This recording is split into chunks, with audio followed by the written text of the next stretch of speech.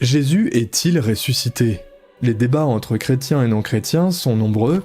Est-ce que le tombeau était vide? Est-ce que les disciples sont morts en prêchant l'évangile? Combien de témoins affirmaient avoir vu Jésus vivant après sa mort?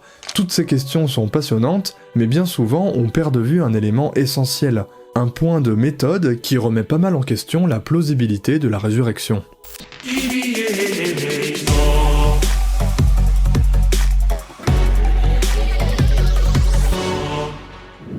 Quand on parle de la résurrection, le sujet est souvent présenté comme un débat historique. On avance certains faits comme étant largement acceptés par les historiens. Jésus a été crucifié par les Romains, certains de ses disciples ont rapidement affirmé qu'il leur était apparu vivant après sa mort, ils ont commencé à prêcher la résurrection, et ça a donné naissance au christianisme primitif. À moins d'adopter une thèse mythiste très minoritaire, la plupart des gens, croyants ou non, sont d'accord au moins sur ces premiers éléments. À ça, certains ajoutent d'autres faits plus contestés. Le tombeau de Jésus aurait été retrouvé vide, ou encore les disciples seraient tous morts en martyrs pour défendre la foi chrétienne. À partir de là, une fois qu'on a listé tous ces éléments, et potentiellement quelques autres que j'ai pas évoqués ici, certains apologètes affirment que la meilleure explication à tout ça serait que Jésus est réellement ressuscité. Selon eux, aucune autre hypothèse naturelle n'explique aussi bien tous ces faits qu'on observe, donc il faut accepter la résurrection. Mais il y a un problème. Parce que dans ce genre de débat, on discute souvent de tous ces détails historiques, les témoignages, le tombeau vide, les apparitions, etc., alors que le vrai désaccord se situe avant tout à un niveau beaucoup plus fondamental. Est-ce qu'on peut réellement établir historiquement qu'un miracle a eu lieu? Comment une explication surnaturelle pourrait-elle être jugée plus probable que n'importe quelle explication naturelle, même extrêmement improbable?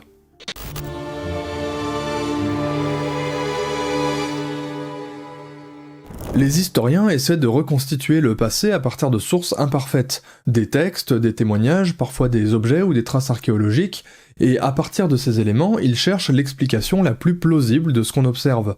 Parfois on n'a aucune idée de ce qui s'est passé, mais bien souvent on aura au moins une liste d'hypothèses, certaines plus probables que d'autres, permettant de dire « on n'est pas sûr, mais c'est plus probablement ça qui s'est passé ». Dans la vie de tous les jours, quand on a besoin de comprendre un événement qui a eu lieu dans le passé, nous agissons tous de la même manière, comme des historiens. On regarde les faits et on se demande quelle est l'hypothèse la plus probable pour expliquer ce que j'observe. Si mes clés ne sont plus dans ma poche, est-ce que je les ai oubliées sur ma porte, ou est-ce qu'elles ont été subtilisées par un lutin malicieux? Il y a une hypothèse plus probable que l'autre. Donc je vais d'abord vérifier ma porte avant de vérifier s'il n'y aurait pas un lutin caché sous un meuble en train de ricaner avec mes clés. Maintenant, comment est-ce qu'on évalue la probabilité d'une hypothèse? C'est pas toujours évident et ça dépend de plusieurs choses. À quel point est-ce que ça explique bien les faits qu'on observe? Est-ce que ça crée des incohérences? Ou encore, est-ce que ça fait appel à des concepts qui sortent de l'ordinaire? Dans cet exemple avec les clés, les deux hypothèses sont logiquement possibles et expliquent parfaitement bien le fait observé. Mes clés ont disparu. Mais la deuxième hypothèse contient un élément, disons, un peu exotique. On préférera une explication qui ne fait appel qu'à des concepts triviaux de la vie quotidienne, alors que les hypothèses faisant intervenir des éléments surnaturels dont l'existence n'est pas démontrée, comme de la magie ou des lutins, seront automatiquement considérées comme moins probables que toutes les hypothèses naturelles, aussi tordues soient-elles. Même l'hypothèse d'un agent secret qui me vole mes clés, c'est hautement improbable, et ça peut même paraître un peu stupide d'envisager une telle idée, mais c'est quand même plus crédible qu'un lutin. Et c'est normal de raisonner comme ça. Ce n'est pas un biais anti-surnaturel de sceptiques obstinés. Croyants ou non, nous raisonnons tous de la même manière, tout le temps, sur tous les sujets du monde. Si un ami vient vous dire « Hier soir j'ai vu un fantôme dans ma maison », plusieurs explications sont possibles. Peut-être simplement qu'il ment, peut-être encore qu'il a mal interprété quelque chose, une ombre, un reflet, un rêve, peu importe, ou peut-être qu'il a effectivement vu un vrai fantôme. Cette dernière hypothèse n'est pas logiquement impossible, mais la plupart d'entre nous vont immédiatement considérer les deux premières comme étant beaucoup plus probables. Pas parce qu'on peut prouver avec certitude qu'il n'y a pas eu de fantôme, mais parce qu'on a énormément d'expériences de gens qui mentent, qui se trompent ou qui interprètent mal ce qu'ils voient. Et on n'a aucune expérience fiable, répétée et documentée de fantômes réels. En fait, tant que vous ne croyez pas aux fantômes, comment votre ami pourrait-il vous convaincre qu'il en a réellement vu un? Ça va être compliqué. Les seuls qui vont accepter l'hypothèse du fantôme comme étant plus probable que les autres sont précisément ceux qui croient déjà aux fantômes. Donc maintenant, pour en revenir à la résurrection de Jésus, vous voyez sûrement où je veux en venir, mais faisons le chemin ensemble. Comme on l'a vu au début, on associe généralement à la mort de Jésus un certain nombre de faits historiques qu'il faut expliquer. Jésus est mort crucifié par les Romains, et rapidement après sa mort, certains de ses disciples ont affirmé qu'il était apparu vivant. Puis ils ont commencé à prêcher la résurrection, et le christianisme primitif est né. Quelques décennies plus tard, les textes du Nouveau Testament commencent à être rédigés, et on voit apparaître dans la tradition des histoires comme la tombe de Jésus retrouvée vide, ou encore les gardes devant la tombe. Tous ces éléments, c'est ce qu'on observe aujourd'hui. On pourrait ajouter d'autres détails, mais peu importe, c'est pas primordial ici. Allez, pour l'exercice, on peut ajouter que les disciples sont tous morts en martyrs pour leur foi. C'est un fait très contesté qui n'a pas vraiment de base historique solide, mais admettons. Pour expliquer tous ces éléments, les chrétiens proposent l'hypothèse selon laquelle Jésus est vraiment ressuscité. Ce qui est raconté dans les évangiles serait vrai, après sa mort, Jésus est apparu vivant à ses disciples et à de nombreuses personnes. Sa tombe a vraiment été retrouvée vide, et après 40 jours, il s'est envolé dans le ciel. Je rentre pas plus dans les détails sur cette histoire, si c'est pas assez clair, lisez la Bible. Et là, on voit un problème majeur arriver. On a vu que pour accepter une hypothèse impliquant des fantômes, il faut généralement déjà croire aux fantômes. Pour la résurrection, c'est la même chose. Comment pourrions-nous accepter une telle hypothèse si on ne croit pas déjà par avance que Dieu existe et qu'il fait des miracles dans le monde ? Bien sûr que pour un croyant qui est déjà convaincu pour d'autres raisons que Dieu existe, la résurrection est une hypothèse tout à fait acceptable. Mais pour un sceptique qui n'a pas encore été convaincu que Dieu existe, d'un point de vue purement méthodologique, il serait parfaitement raisonnable d'en rester là et de simplement dire « Je ne sais pas ce qu'il s'est passé, mais je ne peux pas accepter cette hypothèse de la résurrection ». Et il n'y a pas besoin de proposer d'alternatives concrètes et démontrables pour être justifié de tenir cette position. Dans une affaire de meurtre, si un suspect a un alibi en béton, je peux l'innocenter sans avoir à accuser quelqu'un d'autre en échange. On peut juste admettre qu'on ne sait pas et rejeter quand même des hypothèses quand elles nous paraissent un peu trop farfelues. À ce stade, certains pourraient objecter « Tout ça, c'est un peu un raisonnement circulaire. Tu pars du principe que les miracles n'existent pas, donc forcément tu les rejettes. » Sauf que mon point n'est pas de dire que les miracles sont impossibles par principe. Je veux montrer que plus une hypothèse est improbable et qu'elle sort de ce qu'on connaît du monde, plus elle demande des preuves solides. Dit autrement, c'est la fameuse phrase popularisée par Carl Sagan « Une affirmation extraordinaire demande des preuves extraordinaires ». Est-ce que des preuves suffisamment extraordinaires ont été apportées pour prouver la résurrection à ceux qui n'y croient pas déjà ? À mes yeux, c'est assez clair que non. On a uniquement des écrits de croyants datant d'il y a 2000 ans, affirmant que d'autres personnes ont vu Jésus vivant après sa mort. En effet, il est assez consensuel d'un point de vue historique que les textes du Nouveau Testament n'ont pas été écrits par des témoins oculaires de la résurrection. Donc on a juste des témoignages de témoignages rapportés des décennies après les faits, d'abord dans les premières lettres de Paul, puis dans les évangiles. Le tout après des années de tradition orale. Il me semble qu'on est très loin d'avoir des preuves extraordinaires. Et même si on admettait que les évangiles sont des témoignages directs, ce serait pas beaucoup mieux. De simples témoignages, ce n'est pas suffisant pour croire à quelque chose d'aussi exceptionnel qu'un mort qui revient à la vie. Je fais volontairement l'impasse sur le linceul de Turin, qui est un bien trop vaste sujet, et qui de toute façon est très largement admis comme étant un faux datant du Moyen-Âge. Et même si on ne sait pas expliquer en détail la composition de cet objet, ça n'en reste que des mystères scientifiques non résolus, sans être des preuves de quoi que ce soit, et certainement pas d'une résurrection. Bon, mais alors qu'est-ce qu'il nous faudrait ? Une affirmation extraordinaire demande des preuves extraordinaires, c'est bien gentil, mais c'est quoi une preuve extraordinaire qui pourrait convaincre un sceptique que Dieu existe et qu'il a ressuscité Jésus ?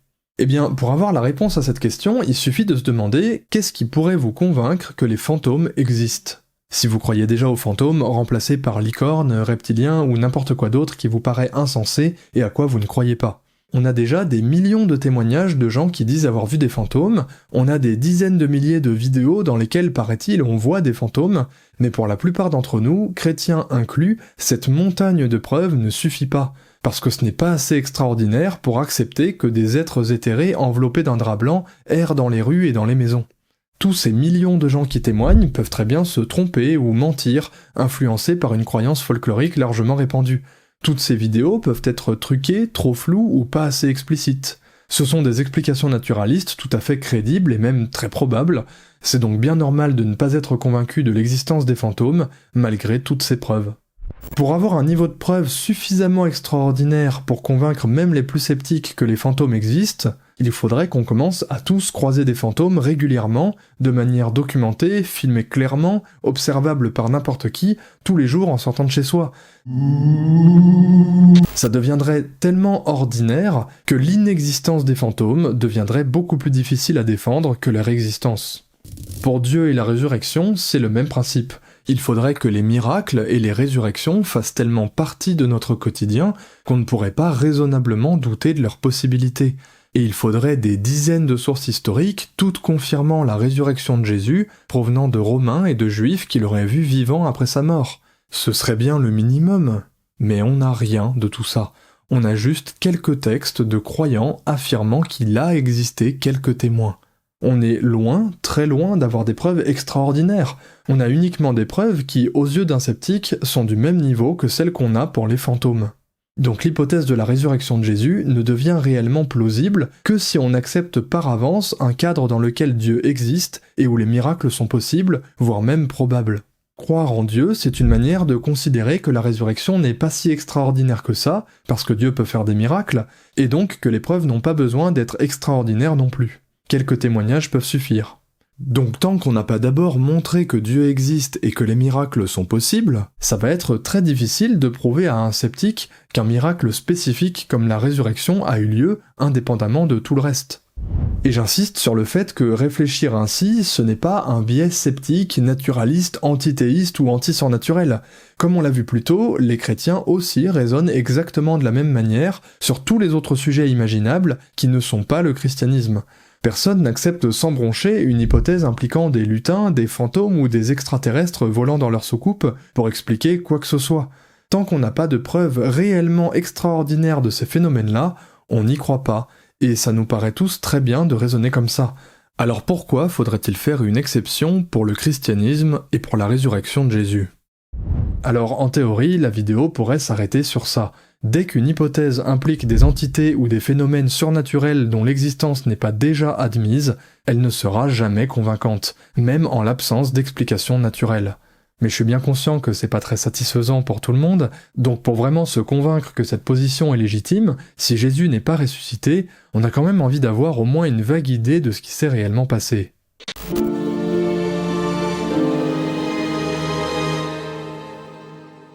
Face à l'hypothèse de la résurrection, certains sceptiques s'aventurent à proposer des hypothèses naturalistes, c'est-à-dire fondées sur des phénomènes naturels connus et observables dans le monde.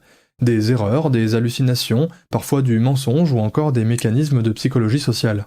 Je vais présenter ici un exemple de ce genre d'hypothèse. Bien sûr, gardez en tête qu'il en existe de nombreuses autres avec leurs forces et leurs faiblesses, et avec plein de variantes sur chaque point de détail de l'histoire. Donc on commence, Jésus est mort crucifié, qu'est-ce qui a pu se passer ensuite ? Après l'exécution de Jésus, ses disciples sont profondément bouleversés, désorientés et confrontés à l'effondrement de leurs attentes. Ça fait des années qu'ils étaient avec Jésus et qu'ils avaient tout lâché pour le suivre. Dans ce contexte de deuil intense, Pierre, l'un des disciples, vit une expérience psychologique un peu forte, et il croit sincèrement avoir vu Jésus vivant. Il partage son expérience avec les autres disciples, et ça influence profondément les autres membres du groupe. Par un phénomène de contagion sociale, certains réinterprètent leurs propres expériences à la lumière de ce témoignage. D'autres sont progressivement convaincus sans avoir vécu eux-mêmes une expérience aussi forte, parce qu'ils font confiance aux premiers témoins. Inconsciemment, c'est peut-être pour les disciples un bon moyen de rationaliser une dissonance cognitive.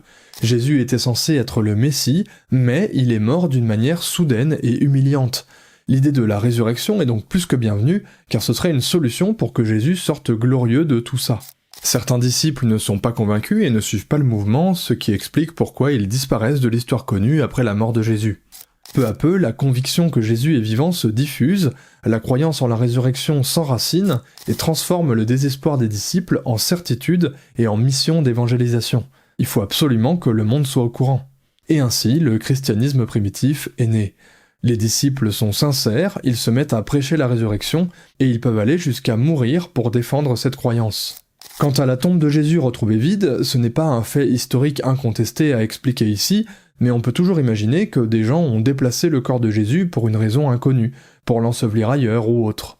Tous les autres détails de l'histoire font partie de la légende qui s'est construite autour de la croyance en la résurrection.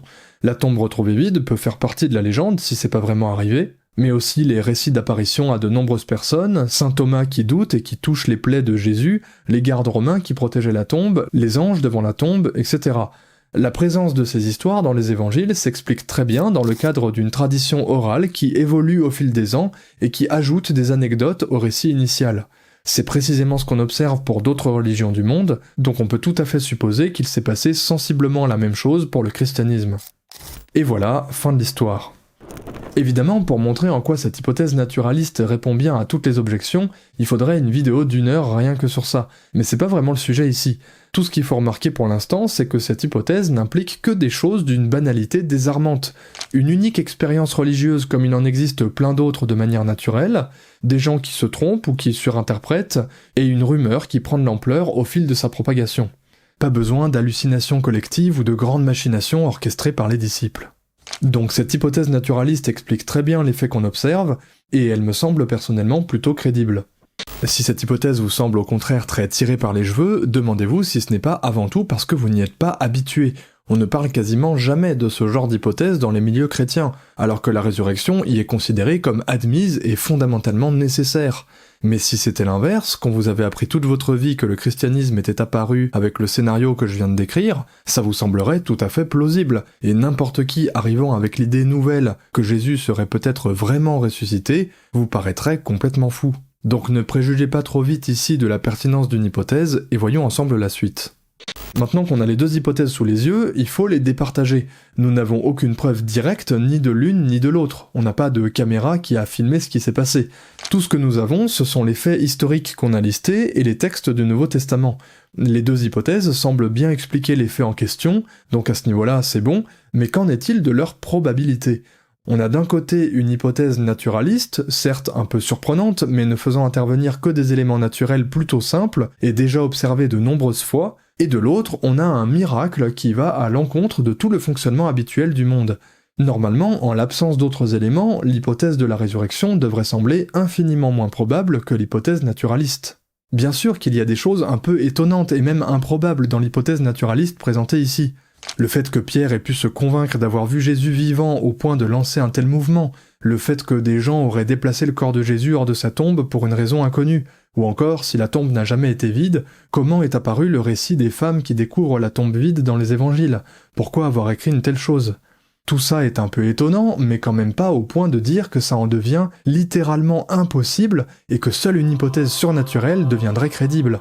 Il faut pas sous-estimer la capacité des gens à croire des choses qui paraissent complètement folles, parfois sans la moindre preuve, et parfois malgré toutes les preuves du contraire.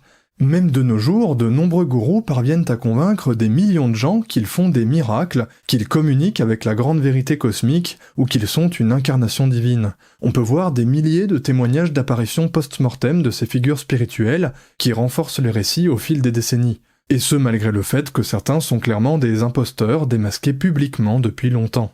Face à un tel constat, est-il si difficile d'imaginer qu'il y a 2000 ans, dans un moment d'égarement et de détresse spirituelle intense, quelques pêcheurs galiléens aient pu se convaincre que leur maître était ressuscité, et que les tentatives de réfutation de leurs opposants n'aient pas fonctionné?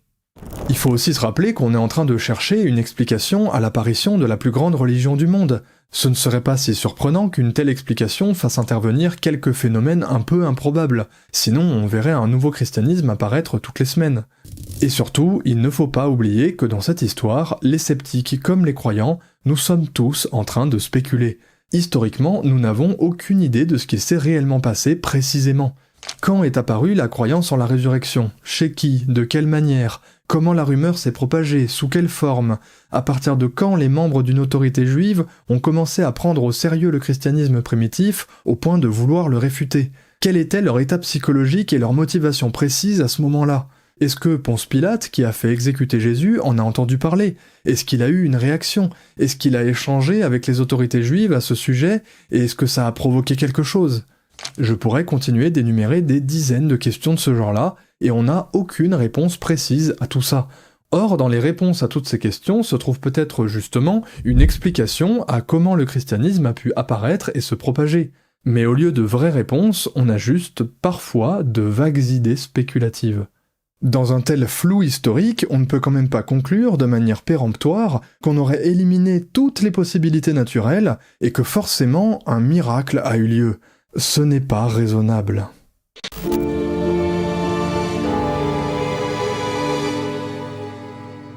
Pour finir, au-delà de ces points de méthode, il y a quand même quelque chose qui est rarement mis en avant dans les débats sur la résurrection, mais qui a toute son importance. Qu'en est-il de la probabilité de la résurrection, indépendamment de toutes ces considérations sur les miracles ? Parce qu'on a trop souvent tendance à accepter qu'il s'agit d'une hypothèse parfaite, qui explique très bien tous les faits historiques, alors que c'est pas si simple. L'hypothèse de la résurrection explique les faits qu'on a listés, certes, mais elle génère aussi des tensions logiques importantes. Pour commencer, si Jésus est vraiment ressuscité, comment se fait-il que les Romains et les autorités juives n'aient pas été davantage au courant ? Jésus est resté 40 jours avant de partir au ciel. C'est plus que suffisant pour qu'il aille rencontrer personnellement Ponce Pilate, les soldats romains qui l'ont crucifié et tous les chefs religieux juifs qui l'avaient fait condamner. Ça aurait été la révélation du siècle, ils auraient tous été sous le choc, et beaucoup d'entre eux seraient probablement devenus d'excellents apôtres du christianisme. A minima, on s'attendrait à ce que l'événement laisse davantage de traces historiques et soit diffusé bien plus largement et plus rapidement. Beaucoup plus de gens auraient dû se convertir dès le départ. Pourquoi Jésus est-il resté si discret, ne se montrant qu'à quelques disciples ?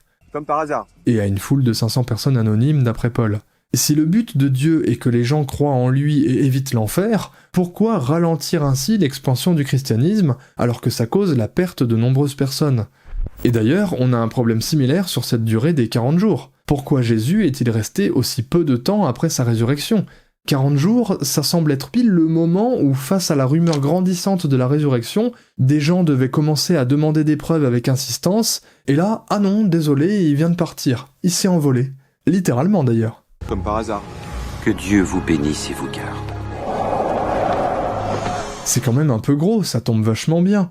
Pourquoi Jésus n'est-il pas resté 10 ans ? Pourquoi ne pas reprendre son ministère ? C'était le meilleur moment pour convaincre le plus de monde possible. Jésus aurait pu prendre le temps de voyager à travers tout l'Empire romain en compagnie de Pierre et des autres disciples. Mais non, il reste dans sa petite région et il se cache. Et il ne suffit pas d'objecter que sans cette discrétion de Jésus, les autorités l'auraient capturé et condamné à mort à nouveau. Parce que Dieu est aux commandes, il peut tout à fait organiser les choses de façon à ce que Jésus ne soit jamais ennuyé, ou faire en sorte que les autorités soient convaincues que Jésus est le Messie, tant qu'à faire. Alors peut-être que c'était pas le plan de Dieu pour des raisons mystérieuses. Comme par hasard, quoi. Mais pourquoi ? À nouveau, quel intérêt Dieu peut-il avoir à freiner l'expansion du christianisme et à convaincre moins de gens ? Et enfin, si Jésus est ressuscité et que les évangiles sont vrais, comment se fait-il que l'on voit autant de divergences entre les 4 récits de la résurrection dans les évangiles canoniques ? On observe une contradiction au sujet des gardes devant la tombe. Pour Matthieu, il y a des gardes, pour les autres, il n'y en a pas, et personne ne semble interagir avec eux, ni même remarquer leur présence. Contradiction aussi sur le nombre de femmes qui découvrent le tombeau vide. Pour Jean, Marie-Madeleine arrive seule, pour Matthieu, elles sont 2, pour Marc, elles sont 3, et pour Luc, elles sont 4 ou plus. Contradiction sur la pierre qui ferme le tombeau. Pour Matthieu, un ange roule la pierre devant les yeux des femmes, pour les 3 autres, la pierre est déjà roulée quand elles arrivent. Contradiction sur le nombre et l'emplacement des anges. Pour Matthieu et Marc, un seul ange à l'extérieur de la tombe, pour Luc et Jean, 2 anges à l'intérieur. Et une dernière pour la route, contradiction sur le lieu des apparitions de Jésus aux disciples. Pour Luc, Jésus retrouve ses disciples uniquement à Jérusalem, en Judée, et il leur demande explicitement de ne pas quitter la ville, alors que pour les 3 autres, Jésus retrouve ses disciples en Galilée ou dans les 2 régions successivement. La liste de ces contradictions n'est pas exhaustive, mais celles-ci suffisent à montrer que ces 4 récits semblent incompatibles. Il existe bien des scénarios apologétiques très sophistiqués proposés pour harmoniser ces récits, mais ils sont tellement complexes et inattendus qu'ils ne sont franchement pas crédibles. Des scénarios avec 3 anges, des femmes qui arrivent par petits groupes séparés, qui font des allers-retours, qui regardent la tombe de loin pendant que la pierre est roulée, puis qui s'avancent, et des disciples qui font un aller-retour éclair en Galilée, juste avant que Jésus leur demande de rester à Jérusalem. Ces scénarios ne ressemblent en rien à ce qu'on lit dans chaque évangile, qui est à chaque fois beaucoup plus simple. Ils ne sont pas logiquement impossibles, il y a toujours au moins une infime possibilité quelque part, mais on pourrait s'attendre à ce que des textes divinement inspirés, qui racontent une histoire vraie, produisent en principe des récits plus clairs et cohérents, sans nécessiter de telles reconstructions a posteriori. Nous avons donc vu 3 problèmes. Le fait que Jésus se cache, le fait qu'il parte rapidement, et les contradictions apparentes entre les 4 récits. Si ces problèmes ne permettent pas d'éliminer définitivement l'hypothèse de la résurrection, à minima, ils diminuent fortement sa plausibilité. Alors que les hypothèses naturalistes expliquent au contraire parfaitement l'émergence de cette idée selon laquelle Jésus serait resté discret pendant uniquement 40 jours. Parce que c'était bien pratique, justement pour expliquer le fait qu'en réalité, très peu de gens prétendaient avoir vu Jésus vivant après sa mort, et qu'on n'en ait pas entendu parler plus que ça pendant des années. Les hypothèses naturalistes expliquent aussi très bien toutes les contradictions apparentes entre les évangiles. Si ce sont des textes purement humains, rapportant une tradition orale changeante entre les époques et d'une région à l'autre, tout ça est parfaitement normal. Ces différences sont précisément ce qu'on s'attend à observer. Donc il faut vraiment garder en tête que l'hypothèse de la résurrection n'explique pas tout parfaitement. En plus du fait qu'elle demande d'accepter un miracle, cette hypothèse génère des tensions qui doivent être prises en compte dans son évaluation et qui diminuent sa probabilité, même si on peut proposer des harmonisations apologétiques sophistiquées.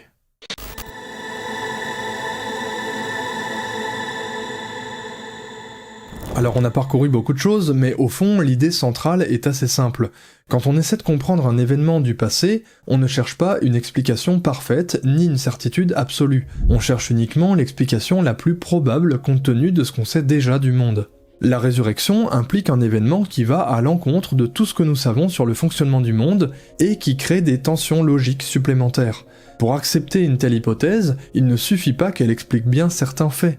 Il faut des preuves d'un niveau exceptionnel, capable de compenser son improbabilité initiale.